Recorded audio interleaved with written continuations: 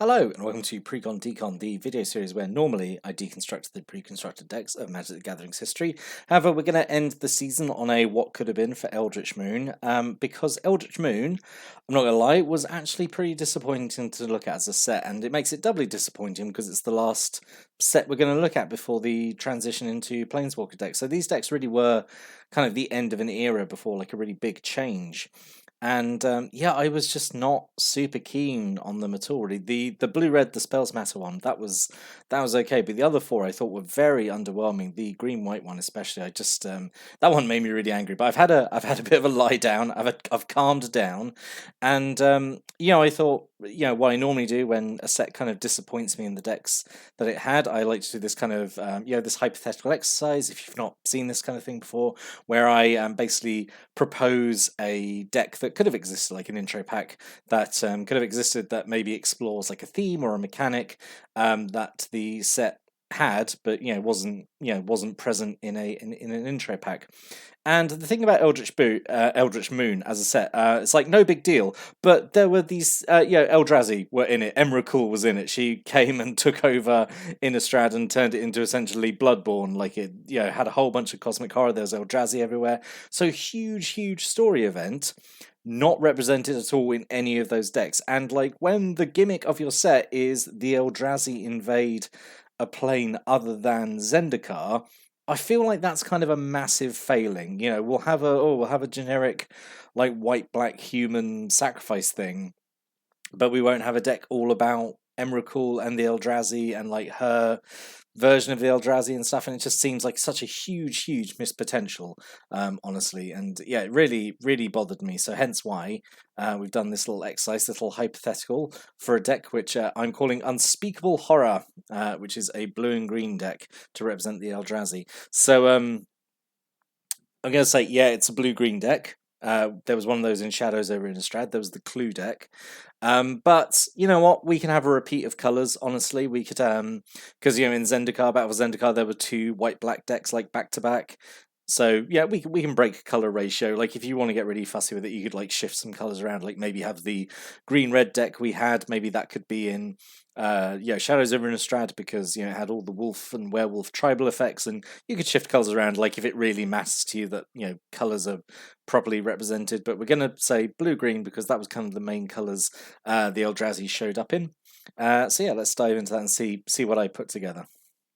This also means we get to end the season on a blue-green deck, which has sort of become a weird tradition for the past 4 seasons. So let's talk about deck construction rules. So it's got to be 60 cards, obviously. There's got to be 2 rares, 12 uncommons, the rest are commons. At least one of the rares has to be from the set. So in this case, at least one rare has to be from Eldritch Moon. I think both are actually from Eldritch Moon. So there's a thing there. And at least 50% of the non-basic land cards in the deck must be from Eldritch Moon in this case, which again is an easy requirement to meet here because most of the Eldrazi cards are from Eldritch Moon. So yeah, there's a bit of filler here from Shadows over Innistrad.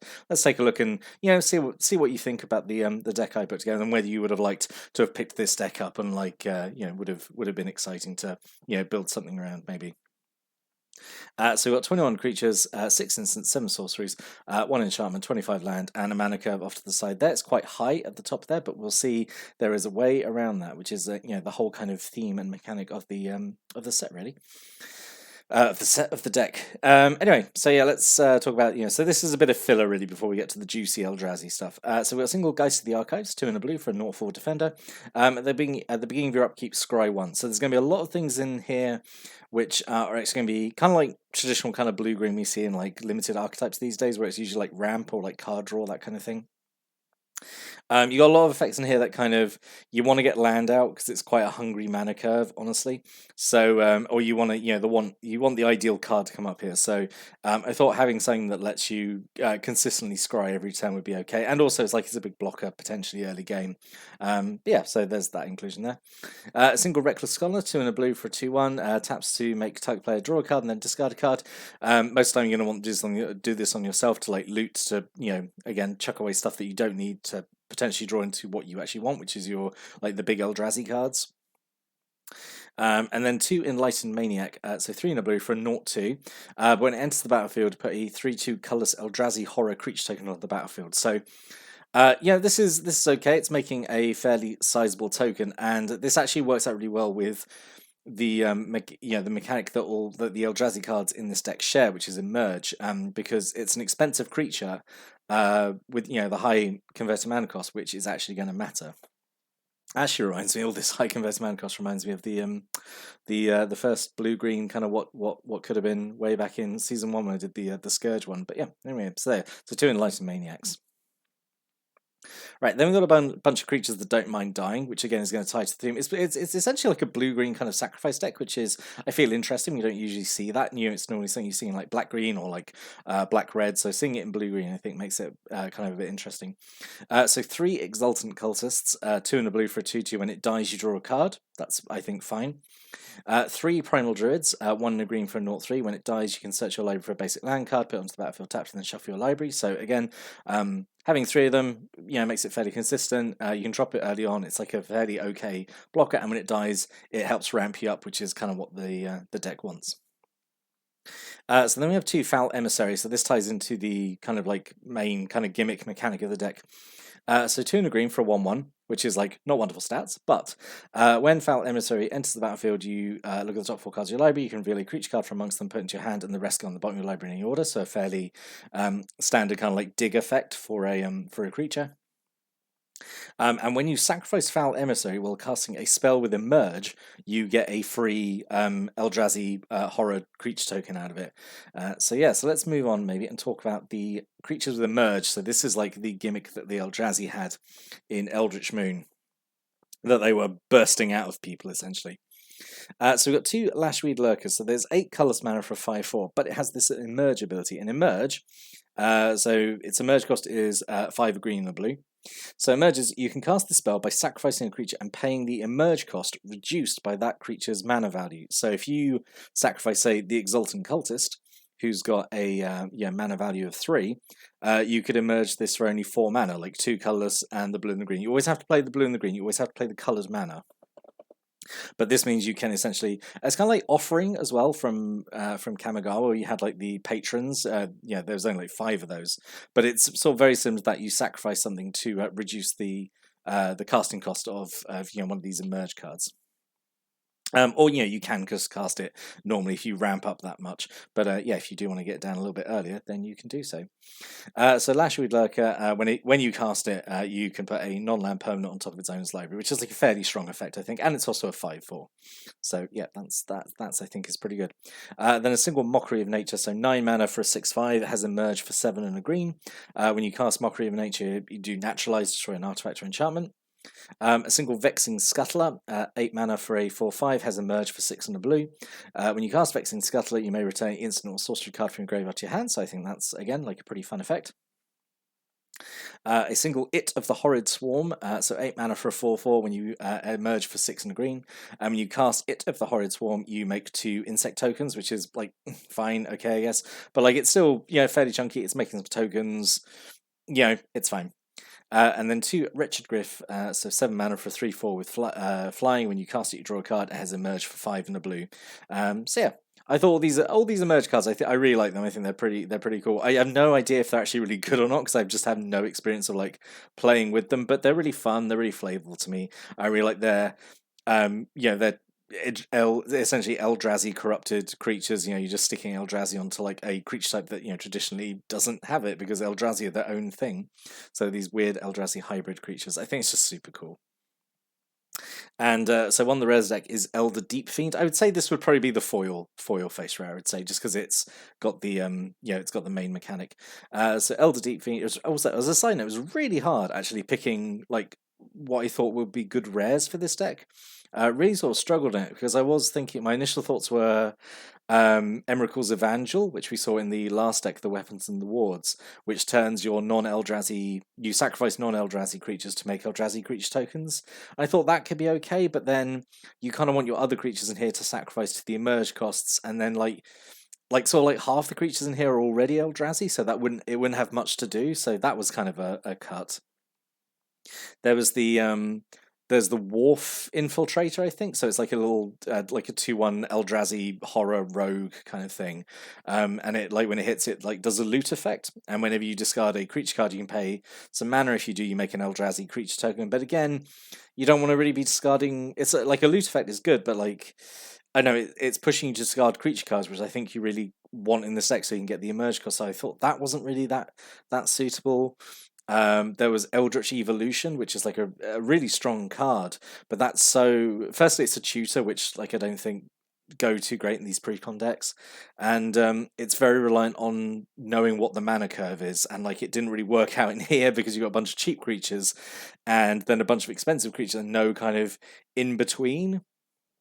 Because the Eldritch Evolution requires you to get something, you sacrifice a creature and then you get something that's got mana value like 2 higher. Like I think it has to be exactly 2 higher. So again, that didn't work out too well here. And then there were no other really, I thought, really good blue or green rares that sorted, or like there were, but like there was some blue and green mythics that I thought could have worked out in here. But yeah, so actually really hard to find what I thought were good rares for this deck. But anyway, let's talk about Elder Deep Fiend. So yeah, 8 mana for a 5/6 with flash. It having flash and emerge is actually super good, because it means like if a creature's going to die anyway, you can flash it in for the emerge cost, sacrifice the thing that was going to die. And then when you cast Elder Deep Fiend, you tap up to 4 target perms. It's not like kind of a lockdown effect, which, like, being a bit greedy, I kind of wish it was the, like tap and they don't untap during the next turn, that kind of thing, like a stun effect.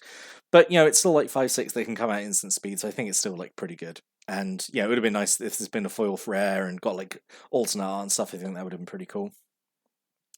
And then the other rares, I really was like kind of hunting around for like a rare that I thought would be okay. In the end, I settled on Eternal Scourge, so it's just 3 mana for 3/3. You can cast it from exile, which I think is a pretty cool ability.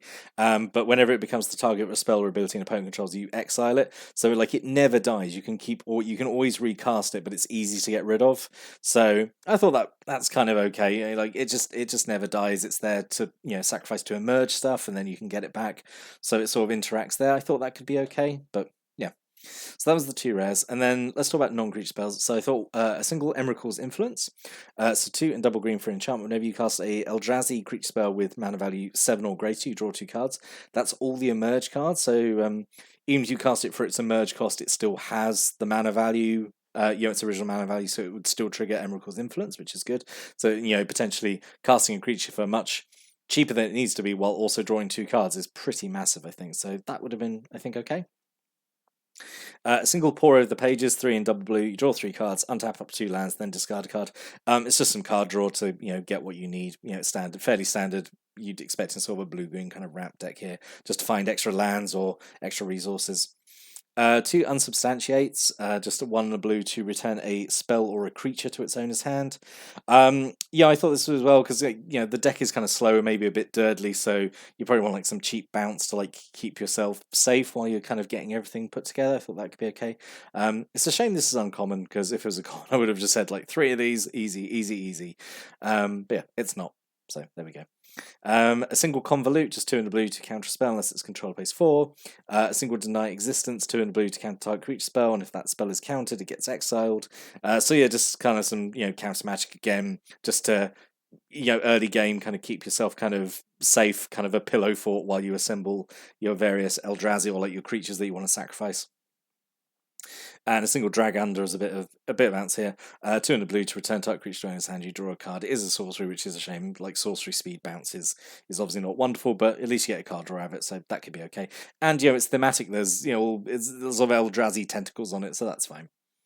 And then 3 fork in the road. So 1 green, you search your library for 2 basic land cards, reveal them. 1 goes into hand, and the other goes into your graveyard, then shuffle your library. So it doesn't go straight into play, so we'll like play it that turn. I actually quite like this in the deck, actually, I think, because it ramps you up. It searches up land, but it also kind of thins the deck. It gets out an extra land out that you probably might not have seen, or like you just don't need. So it's taking out essentially 1 dead card out of the deck, so you can potentially draw something. A non-land card. So I thought that, and it's a cheap spell, it's a cheap ramp spell, so I thought that could be okay. And then 2 Grapple the Past, 1 in the green, instant, put the top 3 cards of your library into your graveyard, then you can return a creature or a land card from a graveyard to your hand. So again, this could act as a kind of like a raised dead effect, or just get a land back. Yeah, this would be okay. You could potentially mill like maybe one of the Eldrazi and get it back. I thought that could work out okay. It's an instant speed, which is actually quite nice as well. So it could be kind of, do it at the end of an opponent's turn or something. That could be okay. And then just and then two prey upon, just because it's a removal spell. You've got like creatures that you kind of. I was going to say you kind of want to die, but you want them to die to your emerge effects. So, but you're eventually going to get like big Eldrazi out. So just having a bit of, a big creature that with a fight effect would be okay. And then 13 forests and 12 islands. So I'd really like to know what your thoughts on this deck was. Like, I personally, obviously I'm biased, but I personally think this would have been like a better deck to include in the Eldritch Moon lineup of intro decks rather than I know one of the ones we had, because I do think they were all pretty underwhelming, honestly. Even the red blue one I think was the strongest by quite a long margin. But yeah, the other four I thought were really really underwhelming. It just seems crazy to me that there just wasn't an Eldrazi deck in Eldritch Moon when that was like the big focus, the big gimmick, the big storyline moment. But yeah, it's crazy to me. But yeah, I'd really like to know what people's thoughts on this deck were. Leave a comment below if if you would have liked this deck, like if you would have made changes to it, that kind of thing. Just generally what your thoughts on like the emerge creatures. Like, do you think it's cool? I personally think it's a cool mechanic. I'd like to maybe see it come back in some way, in some form. But yeah, so that's really now the last deck review of season 5. So next video is going to be the wrap up, the finale, where we just talk about the top 5 and the bottom 5, and just look ahead to what's possibly going to happen, because we're now done with all the original theme and intro decks all the way back to like Tempest, and like we've gone through about what, like 15-ish years of decks, which is crazy to me. So we're gonna sort of have a little reminisce about that in the next video. But yeah, I hope you like this kind of hypothetical. I do like doing these hypothetical kind of make a intro deck. So I really would like to hear what people's thoughts on this one were. But I will see you next time. But until then, thanks for watching and listening, and have a great day.